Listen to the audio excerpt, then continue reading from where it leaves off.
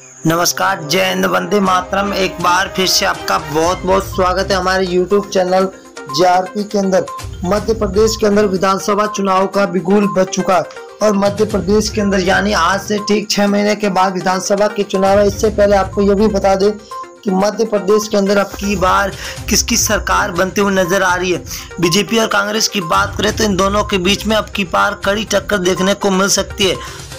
वही हम ताज़ा सर्वे की बात करें तो ताज़ा सर्वे के अनुसार अब की बार मध्य प्रदेश के अंदर 230 सीटों पर त्रिकोणीय मुकाबला होने की पूरी संभावना जताई जा रही है। सी वोटर सर्वे और फलोदी सट्टा बाजार एबीपी न्यूज़ ने सबसे बड़ा ओपिनियन पोल सर्वे जारी कर दिया है। क्या मध्य प्रदेश के अंदर अब की बार सत्ता परिवर्तन की लहर आने वाली है या फिर बीजेपी और कांग्रेस की बारी बारी से सरकार बनने की तैयारियां जोरों तौरों पर चलती हुई दिखाई। बड़ा सर्वे जारी जिला है जहाँ पर कुल 5 सीट है, जहाँ बीजेपी को 2, कांग्रेस को 3, तो यहाँ पर बीएसपी 0 पर है और अन्य के खाते में 0 सीट जाती हुई दिखाई दे रही है। अगर हम भोपाल जिले की बात करें तो कुल 7 सीटें है, 7 में से बीजेपी को 2 तो कांग्रेस के खाते में 5 सीटें जा रही है, तो बीएसपी को 0 सीट मिलती हुई दिखाई दे रही है। धार जिला की बात करें तो धार जिले के अंदर कुल 7 सीटें, 7 में से बीजेपी को 4, कांग्रेस को 3 और बीएसपी को यहाँ पर 0 सीट मिलती हुई दिखाई दे रही है। सतानाथ जिले की बात करें तो कुल 7 सीटें, 7 में से बीजेपी को 3, कांग्रेस को 4 सीट और बीएसपी को 0 सीट मिलती हुई दिखाई दे रही है। अगर हम सीधी जिला की बात करें तो कुल 4 सीट है, 4 में से बीजेपी को 1 सीट मिल रही है, वही कांग्रेस के खाते में 3 सीटें जा रही है, तो बीएसपी को यहाँ पर 0 सीट मिलती हुई दिखाई दे रही है। अगला जिला है सिवनी जिला, जहाँ पर कुल 4 सीटें, बीजेपी को 2, कांग्रेस के खाते में 2, तो यहाँ पर बीएसपी को 0 सीट मिलती हुई दिखाई दे रही है।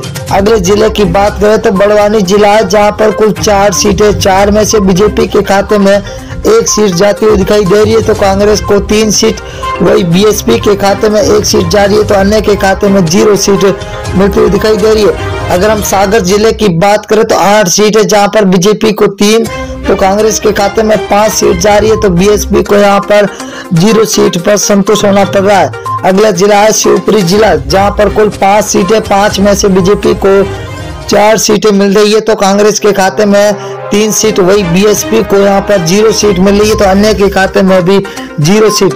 बैतूल जिला है, बैतूल जिले के अंदर कुल 5 सीटें, 5 में से बीजेपी को 2 और कांग्रेस के खाते में 3 सीटें जा रही है, तो यहाँ पर बीएसपी को यहाँ पर 0 सीट मिलती हुई दिखाई दे रही है। विदिशा जिला है, विदिशा जिला के अंदर कुल 5 विधानसभा सीट है, जहाँ बीजेपी को 4 तो यहाँ पर कांग्रेस को 1 सीट मिल रही है, तो बीएसपी के खाते में 0 सीट जाती हुई दिखाई दे रही है। अगर हम राजगढ़ जिला की बात करें तो कुल 5 विधानसभा सीट है, बीजेपी को 2, कांग्रेस के खाते में 3 तो बीएसपी को यहाँ पर 0 सीट मिल रही है, तो अन्य के खाते में 0 सीट। अगर हम ग्वालियर जिला की बात करें तो यहाँ पर कुल 6 विधानसभा, जहाँ बीजेपी को 2 तो कांग्रेस के खाते में 0 सीट जा रही है, तो यहाँ पर बीएसपी का खाता खुलता हुआ 1 सीट मिलती हुई दिखाई दे रही है।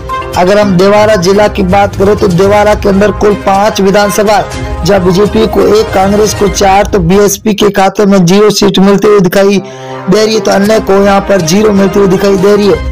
उज्जैन जिला है, उज्जैन के अंदर कुल विधानसभा 7 सीटें, जहाँ बीजेपी को 5, कांग्रेस को 2 तो बीएसपी के खाते में 0 तो अन्य के खाते में भी 0 सीट जाती हुई दिखाई दे रही है। अगर हम जबलपुर जिले की बात करें तो 8 विधानसभा सीट है, जहाँ बीजेपी को 3, कांग्रेस को 5 तो बीएसपी के खाते में 0 सीट मिल रही है, तो अन्य को भी यहाँ पर 0 सीट मिल रही है। अगर हम कटनी जिला की बात करें तो कटनी जिले के अंदर 4 विधानसभा, यहाँ पर बीजेपी और कांग्रेस को 2-2 सीटें मिलती हुई दिखाई दे रही है, तो बीएसपी और अन्य के खाते में 0 सीट मिलती हुई दिखाई दे रही है। इंदौर जिला की बात करें तो इंदौर जिले के अंदर कुल 9 विधानसभा, जहाँ बीजेपी को 3, कांग्रेस को 6 तो बीएसपी के खाते में 0 सीट जाती हुई दिखाई दे रही है। अगले जिले की ओर रुख करें तो छिंदवाड़ा जिला है, जहाँ पर कुल विधानसभा 7 सीटें है, जहाँ बीजेपी को 1, कांग्रेस के खाते में 6 तो बीएसपी को 0 सीट मिल रही है, तो अन्य के खाते में 0 सीट जाती हुई दिखाई दे रही है।